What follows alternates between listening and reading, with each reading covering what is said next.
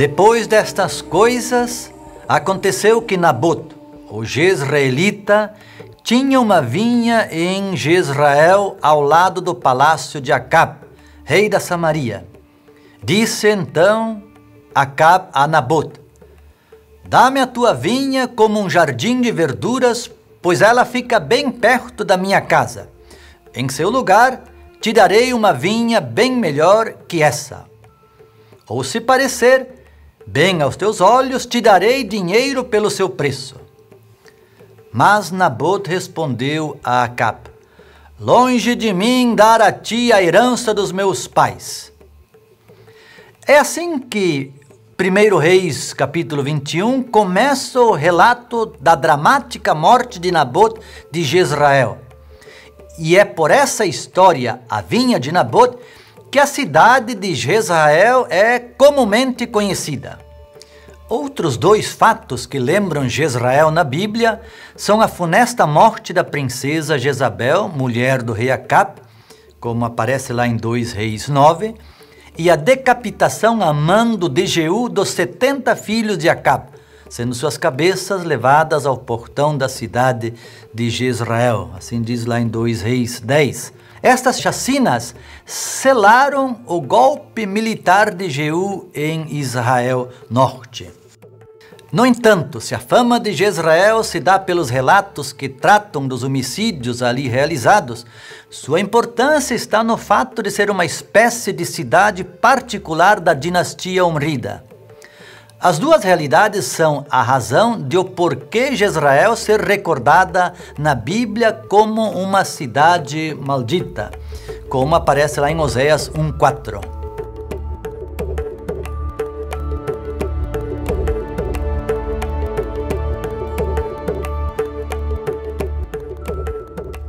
O vale onde está localizada a cidade do mesmo nome é uma impressionante planície que corta Israel Norte de leste a oeste.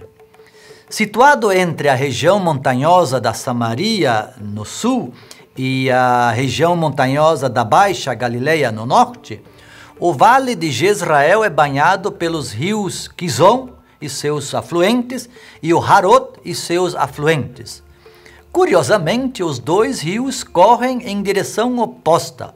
O primeiro desemboca no Mediterrâneo e o segundo no Rio Jordão. O rio Quizon, o mais importante, nasce no Monte Gelboé, que fica na margem sul do vale e perto da extremidade leste, e dali percorre todo o vale até o mar Mediterrâneo, onde desemboca próximo à cidade de Haifa e do Monte Carmelo. O rio Quizon é conhecido na Bíblia pela batalha das tribos de Israel Norte, lideradas pela juíza Débora contra Jabim, o rei de Atzor, como conta Juízes 4:5, a qual foi levada a cabo junto às águas do rio Quizon, ou também como o rio onde Elias mandou matar os 400 profetas de Baal, como diz lá em 1 Reis 18. O vale aparece às vezes como Vale de Jezreel e às vezes como Vale de Esdrelon, que é o nome tardio dado pelos gregos. Quem vem de Judá, onde predomina o deserto, fica encantado com o verde do Vale de Jezreel.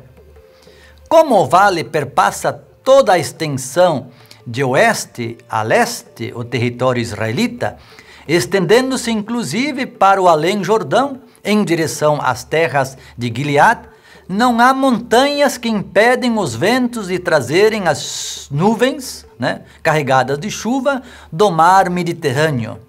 Fato que explica a fertilidade do vale e que provavelmente seja a razão do seu nome Jezreel, que quer dizer El semeia, ou semente de El.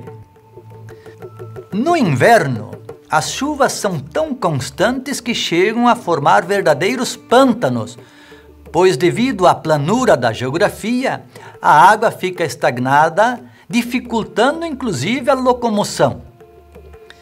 Nas extremidades do Vale de Jezreel estão localizadas duas cidades estratégicas: Meguido, no oeste, perto do mar Mediterrâneo, e Betzã, no leste, perto do rio Jordão. Ambas foram utilizadas como base administrativa pelos egípcios para controlar a região. Mais ou menos a meio caminho entre Betzã e Meguido se encontra a cidade de Jezreel, hoje sítio arqueológico bem no meio do vale. Nós já mencionamos em outras oportunidades a passagem por todo o vale da importante rota que ligava as duas vias mais importantes do Levante, a Via Real e a Via Maris. Portanto, além da fertilidade das terras, que lhe propiciava grande produção agrícola e pecuária, o Vale de Jezreel era o percurso da rota comercial mais importante da região. Entende-se, assim, o porquê deste vale ser considerado o coração econômico de Israel. É por essa razão também que ele foi objeto de muita disputa e palco das maiores batalhas entre os impérios de turno. A história fala de dezenas de batalhas travadas ali pelos egípcios. Uma das mais famosas está registrada no Templo de Karnak, levada a cabo por Tutmoses III, por volta de 1468 a.C. Na Bíblia, além da batalha liderada por Débora, foi justamente no Monte Gilboé, numa batalha contra os filisteus pelo controle do Vale de Jezreel, que Saul e seus filhos perderam a sua vida, como está em 1 Samuel capítulo 31. Foi também numa tentativa de conquistar o controle do vale que Josias, o rei Josias, morreu em combate contra o faraó Necal do Egito em 609 a.C., como a gente encontra em 2 Reis 23, 29. Em nossa era, houve ali guerras entre Saladino e os cruzados e entre os ingleses e os turcos otomanos.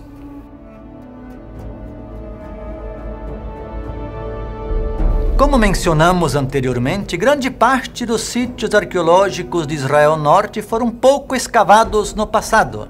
E quando foram, era porque representavam algum interesse para a história de Judá. Ou seja, nunca os sítios foram escavados pelo interesse na história de Israel Norte.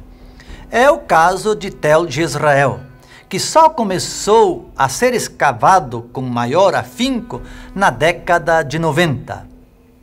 No final desta década, as escavações foram interrompidas e só retomadas recentemente em 2012. Um exemplo claro do descaso é o desconhecimento do sítio por parte dos estudiosos, inclusive dos guias turísticos de Judá. A importância de Jezreel está na sua localização estratégica. Situado praticamente no meio do vale, no lado sul e um pouco mais perto do extremo leste do que do oeste, do seu cume é possível ter uma vista ampla de grande parte do vale. Evidentemente que esse fator foi determinante para a escolha do local pelos reis omridas, pois permitia o controle do vale, principalmente da rota comercial que passava por ele. Grande parte do monte foi artificialmente levantada para esse fim e chegava perto de 100 metros acima do nível da planície. Além de estratégico para o controle de todo o vale, Jezreel também tem a seu favor o clima, ameno no inverno e com uma brisa fresca que sopra da planície no verão. Possivelmente também é por isso que os reis omridas passavam boa parte do seu tempo ali.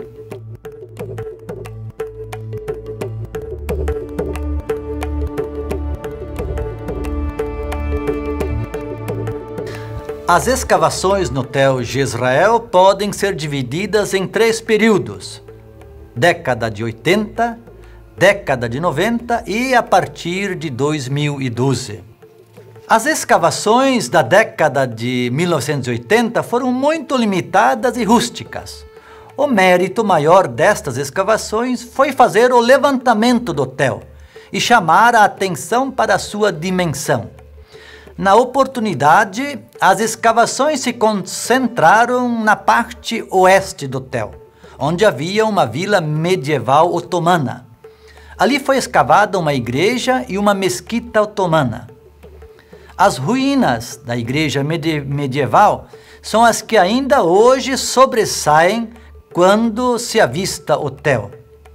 Escavações feitas a partir de 2012 na mesma área encontraram várias igrejas sobrepostas, cujas camadas estão bem preservadas e de fácil percepção até a base, onde foi escavada uma igreja do período bizantino. A partir de 1990, as escavações no Tel Jezreel foram retomadas. O correto seria dizer que foi então que se começou de fato um trabalho arqueológico sério no sítio, com o uso de tecnologias, métodos científicos e com a participação de grande número de trabalhadores voluntários. As escavações foram coordenadas pelos arqueólogos David Ussishkin, do Departamento de Arqueologia e Antiguidades da Universidade de Tel Aviv, e John Woodhead, da Escola Britânica de Arqueologia de Jerusalém. O projeto durou 7 anos, de 1990 a 1997, o que representa 7 temporadas de 1 mês e meio cada. Ao iniciar as escavações, os arqueólogos logo se depararam com uma muralha casamata retangular que definia o plano da cidade. Quanto mais o trabalho se estendia, mais aumentava a surpresa pelo tamanho da muralha e, evidentemente, da cidade. No final, se escavou uma muralha de 270 metros de comprimento por 140 de largura, o que representa uma área do Tel mais ou menos retangular de 60.000 metros quadrados, maior inclusive que a capital Samaria.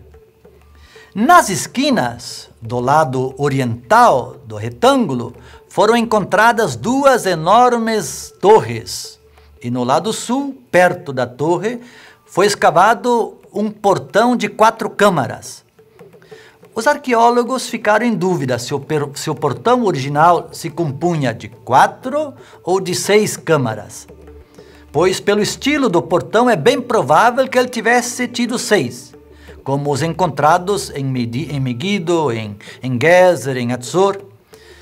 Pelo fato de muitas pedras do sítio terem sido retiradas nos séculos subsequentes por moradores dos vilarejos cercanos, que as utilizavam para finalidades diversas, é possível que o mesmo tenha ocorrido com as pedras do portão. A área intramuros havia sido preenchida com toneladas de terra e pedregulhos com o objetivo de aplanar o terreno, que originalmente era bem mais elevado no centro do que nas laterais, formando assim uma espécie de plataforma. Também a muralha casamata foi preenchida com terra para aumentar sua resistência. A maior surpresa, além do tamanho da cidade, foi a descoberta sem precedentes de um fosso seco cavado na rocha que circundava a muralha casamata.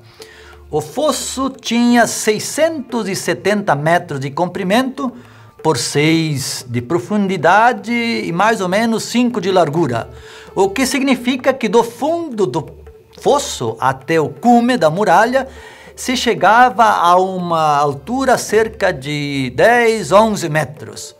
O fosso só circundava os lados sul, oeste e leste da muralha. No lado norte, que era a parte mais íngreme, não havia fosso. Certamente era desnecessário, pois a altura desse lado da colina propiciava uma proteção natural à cidade. Outra particularidade do sítio foi a descoberta de uma rampa, ou talude, de terra que foi construída para dar estabilidade ao aterro e também à muralha casamata. A rampa ficava entre a muralha e o fosso e tinha 17 metros de comprimento por 2,5 de espessura, com uma inclinação de 45 graus. Um estilo arquitetônico completamente inovador para aquela época.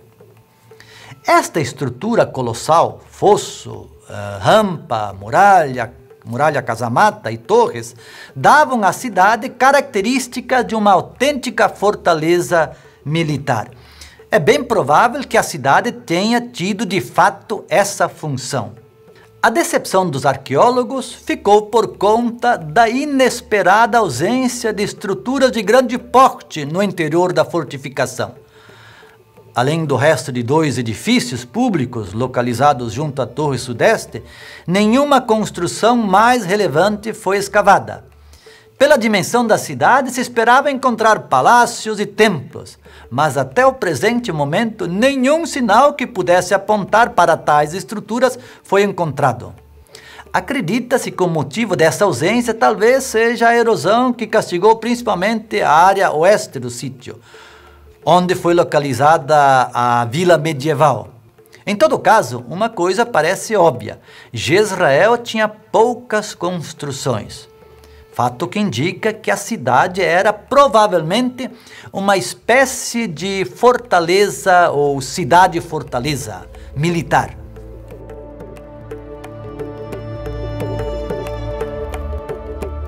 Depois de mais de uma década de interrupção, período em que o sítio ficou entregue ao completo abandono, em 2012 as escavações no Tel Jezreel foram retomadas, agora sob a coordenação das arqueólogas Norman Franklin, da Universidade Haifa, e Jenny Ebelin, da Universidade de Evansville.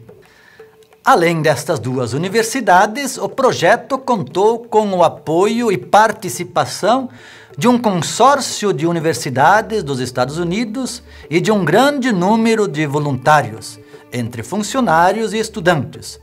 O projeto foi denominado de Expedição Jezreel e tem o propósito de investigar não somente o sítio arqueológico, mas a Grande Jezreel, o que envolve toda a área do entorno do Tel. A novidade desse projeto é a utilização de uma alta tecnologia definida como LIDAR, que faz o mapeamento aéreo e a laser do solo. Com esta inovação tecnológica, foi possível mapear toda a área da Grande Jezreel, o que representa uma dimensão de quase 3 quilômetros quadrados. O objetivo do rastreamento aéreo feito pelo LIDAR foi para detectar pequenas alterações na topografia que pudessem sinalizar interferência humana e, assim, indicar os locais onde os arqueólogos deveriam escavar. A grandeza de Jezreel, porém, durou pouco tempo. A arqueologia constatou que o período de sua existência foi surpreendentemente breve, o que coincide com o período do reinado de Acabe e de seu sucessor Jorão. Jezreel foi destruída por volta de 841 a.C. e nunca mais reconstruída plenamente. Todas as evidências históricas e arqueológicas indicam que o provável sujeito da destruição foi Hazael, rei de Damasco.